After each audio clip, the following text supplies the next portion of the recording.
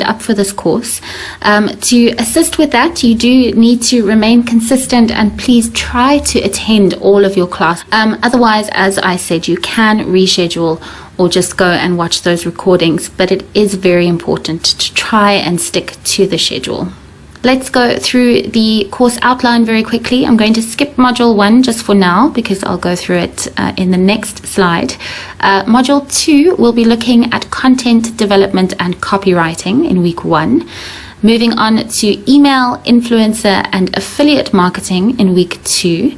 Facebook Business Manager and Google Search in week 3, and Google Search implementation in week 4. Then in Module 3, we have brand management and Google Analytics, followed by affiliate marketing in more detail than in Module 2. It really does deserve a lot of space, and e-commerce. Then in week 3, location-based advertising and SEO. And week 4, understanding metrics and analysis. That's a nice big one. Then in Module 4, we move on to performance websites and optimizing search. Then in week 2, optimizing social and reporting. Week 3 is machine learning and enterprise level campaigns. And then in week 4, we look at the future of digital marketing before closing off the course. So the entire course consists of 4 modules, 8 lessons each, so a total of 32 lessons, 4 graded assignments, so you get an assignment at the end of every module. There are also weekly modules. Those aren't compulsory but are great to do if you are looking to complete the whole course. And of course, doing all of this will help you achieve those goals and increase your knowledge. So let's get to it. In Module 1, today is an introduction to digital marketing. Then next lesson we'll be looking at tracking and measuring, followed by target markets. Module 1, today is an introduction to digital marketing. Then next lesson we'll be looking at tracking and measuring, followed by target markets. Then in lesson 4 is all about the importance of mobile. Lesson 5 looks at free marketing options. Lesson 6 introduces you to the huge world of Google Ads. Lesson 7 is paid social media marketing. And then in Lesson 8, we will combine all the knowledge from the previous lessons and create a digital strategy. Now, no digital marketing course is complete without a bit of a disclaimer. Digital marketing is constantly evolving at a much faster rate than its predecessors. With that said, you don't need to have a big budget to succeed in your digital marketing efforts, and that is one of the purposes of this course. I want to try and give you actionable skills and insights no matter what you have to spend. So I would like to know at this point, why did you sign up for this course in particular?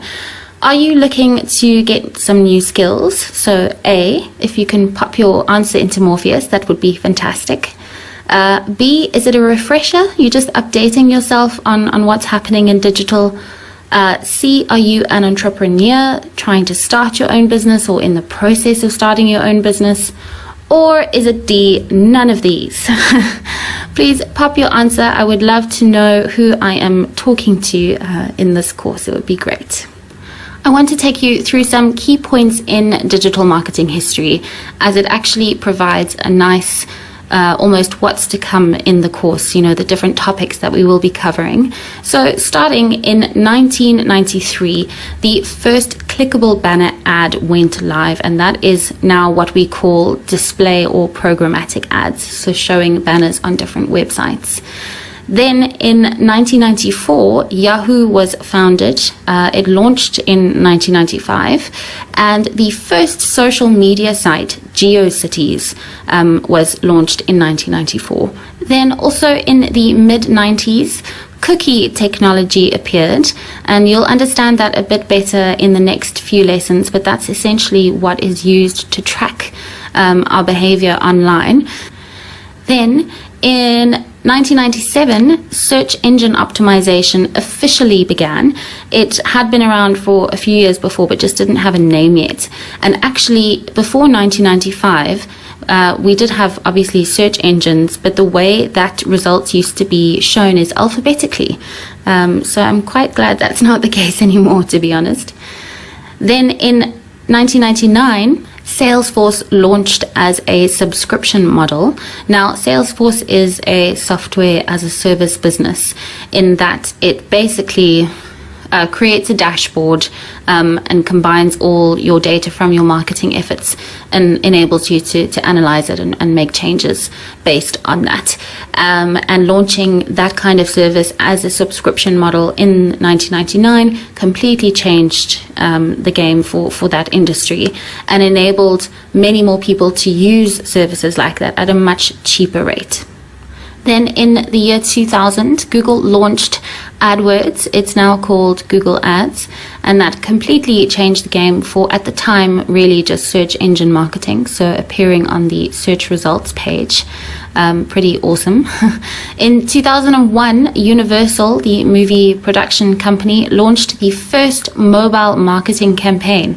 So really not that long ago. And now if you think about where mobile is today, well, you might not know completely, but yes, it's fascinating, and we will be covering that in more detail in lesson 4.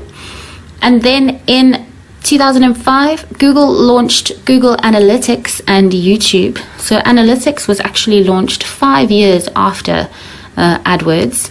And then, of course, YouTube, which is now the world's second largest search engine. And we'll be spending time on that when we look at video marketing in Module 2. Then in 2006, split testing in marketing began, which was also, marked a significant moment. And that's just essentially splitting your traffic. So let's say you're targeting people with a sales campaign. You target half of them with one landing page and another half with another and see which one performs best. That is essentially split testing. Then in 2010, Google started using search history for ads, as in enabling advertisers to target people more effectively. So, the ads that we see are more relevant and more targeted. But that was only from 2010. Then in 2011, Panda, that's the name to an update that Google's ranking algorithm had. This is to do with SEO, and I've put this here as it marked a significant change in how you can rank when it comes to SEO. Essentially, it put content. Content is king. That's kind of where that came from. Then in 2014, Sybil, it was a parallel machine learning platform. This was launched and used by Google. And why it was so amazing is because it is parallel machine learning, meaning that instead of sequential machine learning, which is taking one job and completing it, then moving to the next one, etc., etc., with parallel, it takes one job and breaks it up into multiple parts and then does those different parts simultaneously, so at the same time. So it enables things to be done much quicker. So if you think about data, and all the different data that Google is receiving and feeding to these machine learning tools. And then we close off still a few years ago, but 2017, shoppable Instagram was introduced. Right, so now that we have covered that, let us jump into what else we are looking at today. What you're going to get out of this lesson is to look at digital marketing platforms, followed by understanding common terms and acronyms that we will be using in Module 1. Then defining objectives and key performance indicators, which is very important. And then we will take a quick look at performance marketing basics. So what is digital marketing exactly? Well, in its most basic form, it is the promotion of products and services using electronic means. Essentially, for every traditional marketing channel, there are multiple digital equivalents. There are hundreds and hundreds of different channels, including some very niche ones, which means that it really only suits a small percentage of industries or people, and we can't possibly cover them all. But we will be looking at the top digital marketing platforms, and when I say platform, it's essentially a space where digital marketing takes place. And it is incredibly important to remember that you don't have to use it just because it's there. I think many businesses have made this mistake, and it's totally understandable. It happens. Everyone jumps on the bandwagon because it's popular and new, only to find that it just doesn't have the correct target market or anything like that on it. So that's why it always requires a lot of research. Please do remember this. So if we start off with social media, which falls under digital marketing, social media comprises of websites and applications that enable people to create and share content and or to communicate with others. Now, I'm sure you can think of some, before I even move to the next slide. Pop as many as you can into Morpheus now. Okay, I'll give you a few more seconds. We're going to move on. Okay, so the first one is YouTube. Incredibly popular. Then we have Instagram, Snapchat, LinkedIn, Pinterest, Twitter, Facebook, and TikTok, which is all the rage these days. So that is what we mean when we say social media. It's platforms like these. We will spend more time on social media in lessons 5 and 7 of this module, and of course in future modules, but just module 1 for now. Then we have something called pay-per-click, which is also known as PPC, and that's a model of internet marketing where advertisers pay a fee each time an ad is clicked. The one I'm sure we all know is Google Ads, and there are multiple campaign types within the platform, but the top ones are generally search, so advertising for the search engine results page. Then display, putting banners on different websites essentially, and then shopping, which is for e-commerce or retail, and that is essentially a different kind of ad that appears on the search results page as well. It's image based. Then we have Microsoft advertising, which until recently was called Bing advertising.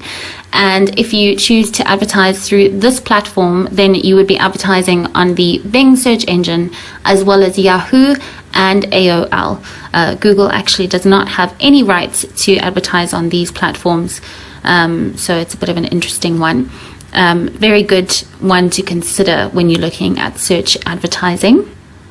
Then we have Amazon, and it does offer essentially the same campaign options as Google Ads, the three that I at least mentioned, with the difference being that the ads are served on Amazon only. But of course, Amazon is also huge, not necessarily in all areas, but I know in the US, for example.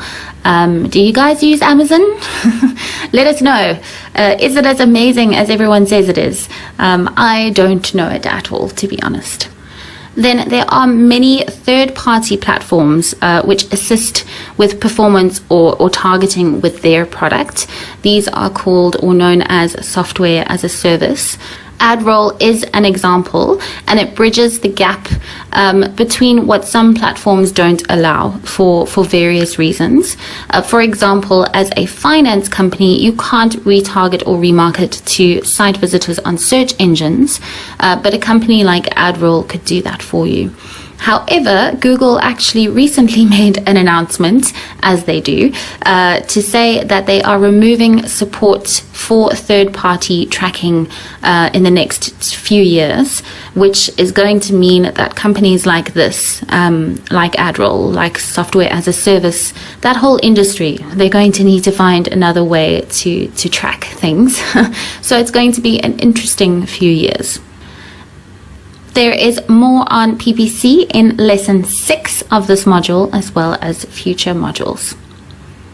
Then moving on to digital billboards. Now, to be honest, these are really only for brands that have a big budget. There are various types of ad formats accepted.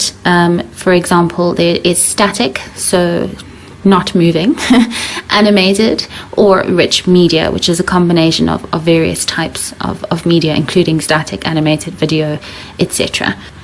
Then we also have over-the-top media services, which is essentially a streaming media service offered directly to viewers over the internet.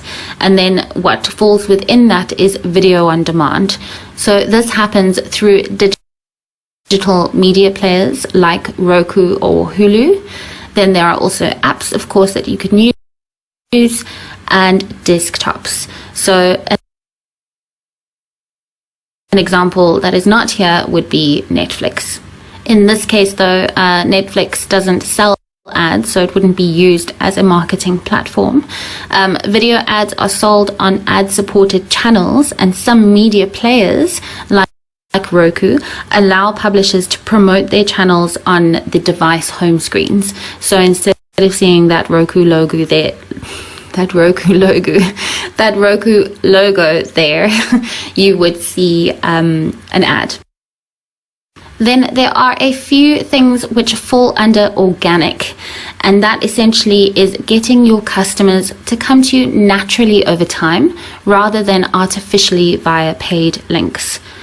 So first up, we have something called search engine optimization, or SEO, and that is increasing the amount of visitors to a website by obtaining a high ranking placement in the search engine results page. So essentially appearing underneath the top ads on a search engine results page. Then we have something called Google My Business. And let me just show you what it looks like here.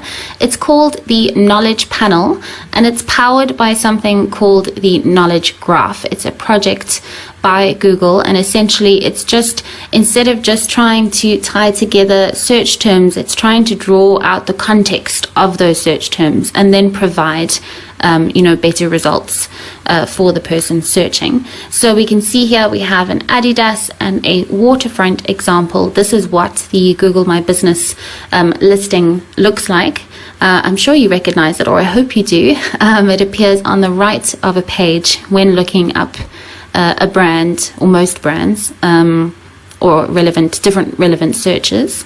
The Knowledge Panel was introduced in 2012, and it's Google's way of connecting info. So you can see on the right here, there's far more information about the business than there used to be, or what we thought was possible. There's reviews included, popular times, you can add a review, you can ask questions, now you can submit a lead. So there are various changes that are always happening to this listing. Definitely worth doing, even if you're not a brick and mortar store, as in you don't have a physical location. Still definitely worth doing. People still look up brands that don't have physical locations. As I mentioned, it is called the Knowledge Panel. So if we just look at Zara here, which has not got just one location, it's got multiple locations, and they haven't sorted that out. That's another story. But at the bottom, you should be able to see it says claim this knowledge panel. So at the moment, actually, Zara have not claimed their knowledge panel, and this is all just information provided by the Google Knowledge Graph. Then we have something called direct traffic, and we will be spending more time on that in lesson 3. But this is essentially people who visit your website not through advertising, but through putting your direct address into the browser bar. That is a source of organic marketing. It's not technically, it would be as a result of other marketing. People wouldn't just know what your brand name or what your website URL was. It could also be bookmarking, but it's in here because it is a big source of traffic. And then finally, customer reviews.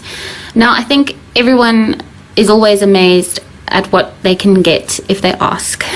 I know I am. So it's definitely worth trying to ask your customers to leave reviews on Facebook and on Google. It's a well-known, documented fact that if you have more positive reviews, then potential new customers are more likely to convert. So very important to have as part of your strategy. There is more on organic marketing in lesson 5. We're looking at a range of things in that lesson. So looking forward to it. Then we have, under what I grouped as communication, we have email. Email has very much evolved in its short lifespan. Personal email addresses were introduced in 1991. And now we have automation systems that enable hugely advanced targeting and segmentation to send very targeted messages to people. We will be looking at email in Module 2. Then there is affiliates. And affiliates are essentially partnerships, and they can range from being between two small businesses to huge multi-billion dollar partnerships. As I said earlier, we are going to be spending a few lessons on this, as it is a very performance-focused channel. Then there are podcasts, which is essentially like radio, except you can download the episodes. There are more than 500,000 shows, and hosts typically sell 3 slots for ads, generally read by the host, as data does show that it is more well received. It just makes sense. Then we have chatbots, just like good old Morpheus there on your right. When they work effectively, they streamline communication and allow you to focus on refining and enhancing your overall communication. You can also integrate them with many different platforms. Obviously, it requires tech. It's not something, a standard digital marketer, even I don't understand it all fully, but that's where you know when you need to reach out for help. And then we have instant messenger, or SMS. Now, both are still widely used, even the SMS functionality, though in many cases money could be spent or better spent elsewhere. Looking at WhatsApp as an example, you can integrate a chatbot within this and create a business profile. That's actually what Shaw Academy's done. Are you guys receiving WhatsApps from us? I hope so. Let us know what you think. There are some very cool tools and things that you can take advantage of. It just often requires tech and budget. I would like to know what you think of this statement. What works for one business will work for other businesses. Pop your answer into Morpheus, please. Is it A, true, or B, false? I'll give you a few seconds, but I shouldn't have to, because the answer is B, false. When it comes to digital marketing, what works for one certainly does not necessarily work for the other. That's why this is so subjective, and it can be quite complicated, even though overall, like I said, if you get the basics right, you're already light years ahead. You're fine. Moving on to what you will hear in Module 1, we're going to go through some common digital marketing terms and acronyms. Very handy to understand, so you'll actually know what people are talking about, or marketing people are talking about, when you hear these conversations. Let's start off with impression.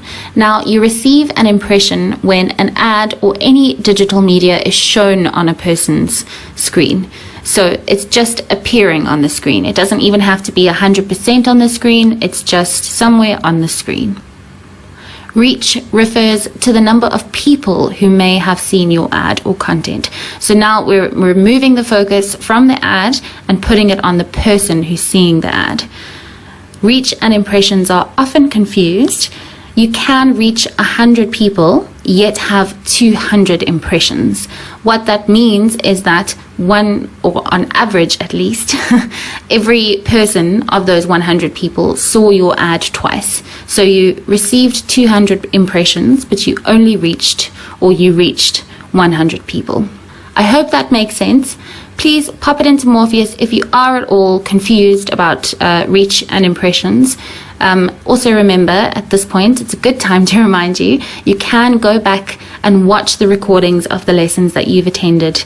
It's a great way to get notes, miss out if you've missed out on anything in particular that you want to check back on, etc. Then there is frequency, which is referring to the number of times someone may have seen the same ad. So if we take it back to the previous example with reach and impressions, so the frequency there of the 100 people was 2, because they each saw the ad 2 times.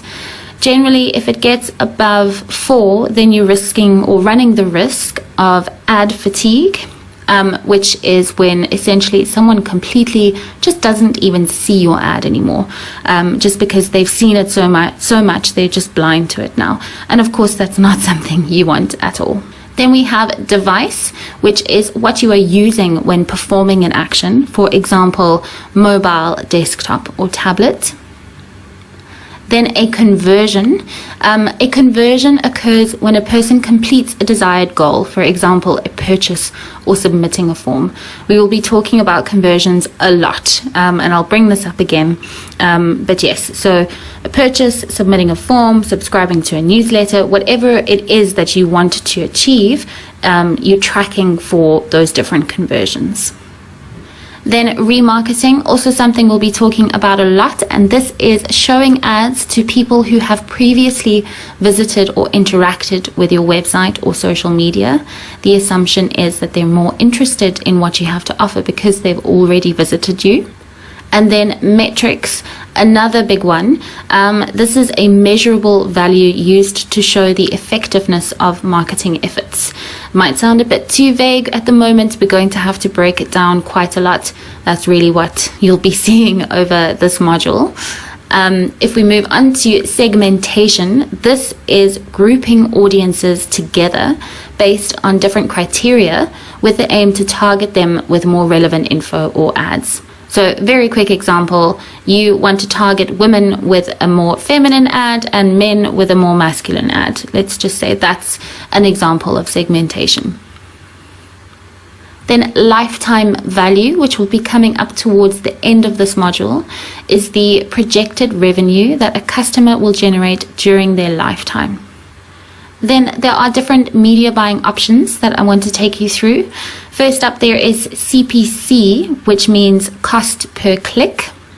Then we have CPM, which is cost per 1,000 impressions. The M comes from mil, which is Latin for 1,000.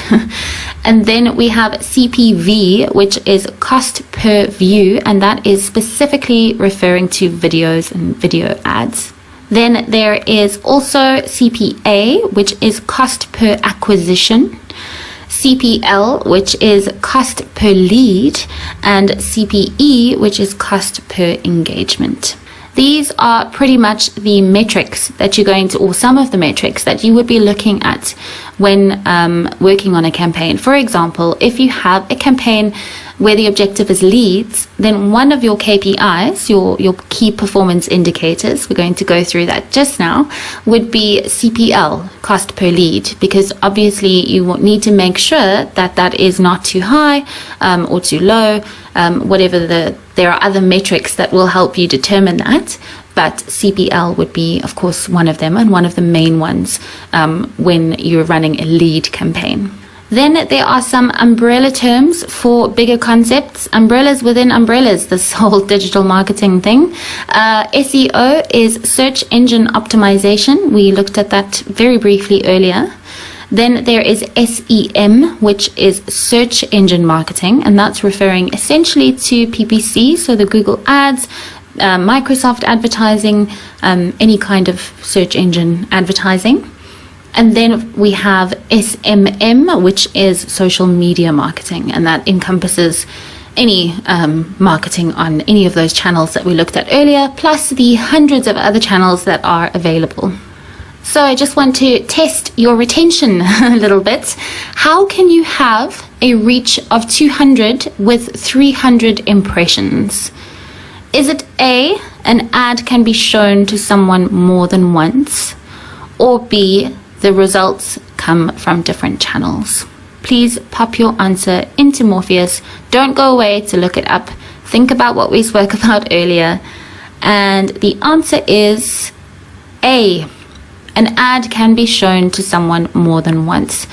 There are some channels where you can actually control how many times you want an ad to be shown to someone, but in others, you don't have that option.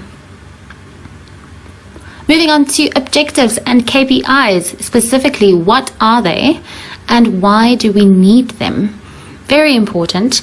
An objective or objectives are goals set by a business when promoting itself to potential customers, which should be achieved within a given time frame. What is that saying? A goal without a plan is just a wish. So it does need to have a time frame for it to be achieved. Then KPIs, they are key performance indicators, and this is the measurable value or values that show how a business is achieving their objectives. So it's all very well and good saying, I want to do this thing. How do you know that you've achieved that thing?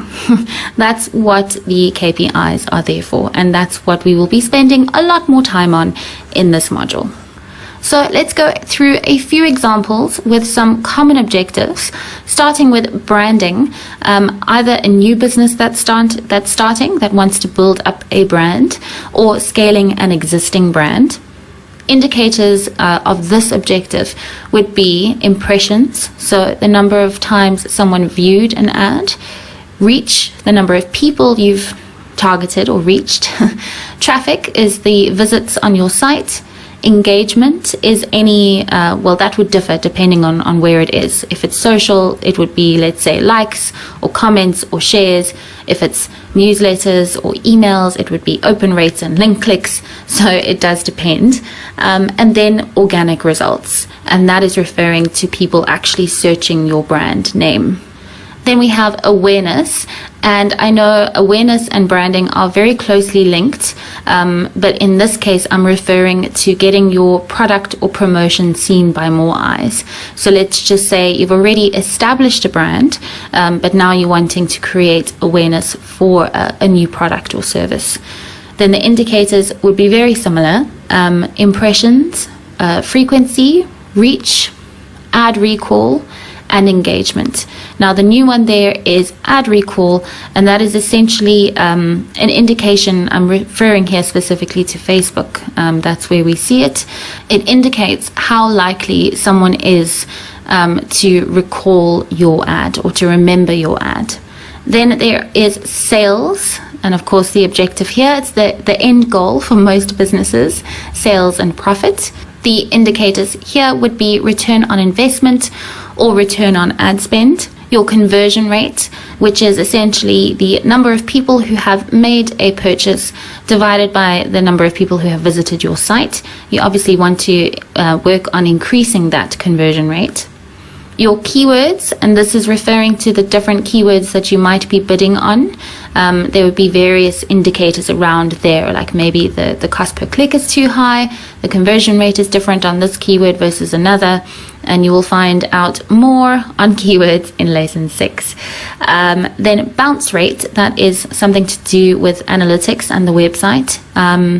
That is essentially the number of people or the percentage of people who have clicked to visit a page on your site but have then left straight away. So they haven't gone on to visit another page. Then we have retention, which is keeping your most loyal or valuable customers. Now, of course, this would generally or mostly be handled in-house or internally with a customer support or customer service team, but digital marketing or marketing can, of course, affect this, especially when you're looking at things like social media, community management, etc. But indicators for something like this, it is a bit broad. It's quite a broad goal at this point. Would be lifetime value, conversion rate, frequency, engagement, and then performance of your different segments. And that's, you would have split your most loyal customers into different segments, and some might be performing better than others, and that's what you would be building on and looking at. So after all that, what is performance marketing? an umbrella term that refers to advertising on different channels and paying only when an action is completed. For example, a click, a lead, or a sale. Now, if we break those down a bit, with clicks, you only pay for the clicks, not the impressions. Examples of where you might want to have this as a strategy for payment is traffic. So traffic objective, you only want to pay per click, so per visit to your site. Awareness, you don't necessarily want to pay for impressions because that will be incredibly expensive, nor do you want to pay for leads because that's not the objective of this objective. And then branding, of course, for the same reasons, awareness and branding are linked. Then we have leads, and this is where you set a target cost per lead and only pay for leads. I do need to stress that just because you set a target, it doesn't mean it will achieve it. Sometimes it'll be higher, sometimes it'll be lower, and you'll understand this better in the course. But examples where this would make sense would be for branding, for scale, so if you're wanting to increase your amount of users or buyers, and then of course for sales, turning those leads into paying customers. Then for sales, what you can do is you can set a target return on investment or return on ad spend, and of course all of the objectives. It would make sense here that is the end goal, sales. At the end of the day, we are driving everything towards sales, revenue, and then profit. So the difference between revenue and profit is that revenue is still containing all the different expenses, the things that should actually be deducted. Once you've done that, then you get your profit. True performance marketing encompasses a variety of strategies and analyses. It's not about just setting an automated target and then leaving it running. There are some core traits of performance marketing, namely analysis, of course, of data and whatever means or information you have available. Then optimization, incredibly important because you're optimizing for better performance based on your analysis. Communication. Communication has to be effective across all channels, otherwise there is no point. I think I heard somewhere the other day that even great marketing won't save a bad product. That is essentially it. So you need to make sure that as a business, if you have control over that your communication is fantastic. Then efficiency, and that is referring to a few things. We're going to break each of these things down, starting with analysis. You would use analytics tools, things like Google Analytics, reports that you can get from in-platform and third parties. Now, things that you would want to analyze would be your website, your marketing platforms, and your target audiences. So who you are targeting, where you're targeting them from, and what you're sending them to. That is what constantly needs to be analyzed. Then optimization. Techniques are definitely varied, but it is always, or should always, be based on data and insights. And insights only come about from looking at the data and analyzing it properly, as well as some logic and knowledge of trends and also different things. We will actually be looking at insights versus observations in the last lesson of Module 3. And then if we move on to communication, so effective across all mediums, it's incredibly important for retention, so keeping your customers happy. For social engagement, you need to have a proper social media strategy in place, community management policies, etc. Those have to be there. And then, of course, if you're using email, the communication around that needs to be streamlined, sending relevant communication, using the correct best practices and all those things. And as I think I said, we'll be spending time on that in Module 2. Finally, efficiency, which is all about logic and adaptation. It is finding solutions to problems, not just letting it run or letting it go, and also thinking outside of the box. It's not just about the marketing channel. That might not always be the problem. It could be the product, could be the site, etc. Then no wasted spend. It is incredibly important. I don't know how many times I have seen a keyword in a Google search campaign that has spent so much money and it is completely irrelevant to the business. It unfortunately just happens far more than it should. Then the main considerations in performance marketing, which are part of what ensures that we can keep to those 4 core concepts, is firstly tracking. We need to make sure that tracking is in place. We'll be looking at that in more detail in lesson 2, so the next lesson. Your budget. Of course, it's about making sure it's spent efficiently, so there's no wasted spend, it's not underspending. It's also not saying to clients, oh, I need huge sums of money, when actually you don't. It's based on thorough or proper research. Then channel selection. That's also about understanding the target market or the target audience, as well as the channels that are available to you, and knowing which demographics are on which channels, whether the reach maybe outweighs any other things like Facebook, for example. Generally, in the beginning, I wouldn't have recommended it for a business-to-business business. But now, because of the reach of it and the fact that we can target quite effectively, I would recommend it if there's a big enough budget. If not, then I would choose other channels. But yes, that's what it is about, cleverly choosing your channels to achieve the different goals that you have. Then there's also landing pages. Those need to be optimized, so user-friendly, fast, as much as possible. Very important. Once someone has clicked on an ad, essentially the responsibility of the platform is over. Then it is over to your website and to your customer service or any kind of internal processes that you have in place. Then competition. Something we always take into account. Some industries are far more competitive than others. Sometimes it makes sense to go after competitor keywords, so let's say competitor brand names is what I'm referring to, and other times it doesn't. So we always need to be on top of that, and of course make sure that whatever the product or service is that we're marketing is at the same level or better than the competition. Otherwise, it's going to be a very expensive exercise. And then volume.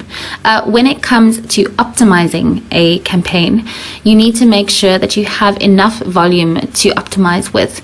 If, for example, you only targeted 100 people, then there's no point in optimizing that, because it's not a big enough pool of people to optimize for. So at least 1,000, I would say, in terms of ads, at least 1,000 impressions. There are various different kind of thresholds that you would look at. So think fast. What does CPL stand for? Is it A, customer purchase list, or B, cost per lead? Put your answer into Morpheus. I'll give you a few seconds, maybe just one, and the correct answer is B, cost per lead. Well done, everybody. And that is it for lesson 1, but please do not go anywhere yet. I have a challenge for you today, and I would love you to do it and email it to me. But let's just look at what we're covering in lesson 2. What you're going to get out of this lesson is marketing funnels. You're going to understand those. Determining your objectives. Tracking your performance and how important that is. And then how analytics can help. If we recap this lesson, which was quite full of information, I hope you're all still with me and feeling okay and good and positive about the course. If you have any feedback on the first lesson, your thoughts about it, remember, please email me. I will put up that email address just now. But first lesson, what we learned was key points in digital marketing history, so you can get a better understanding of where we are going with this course.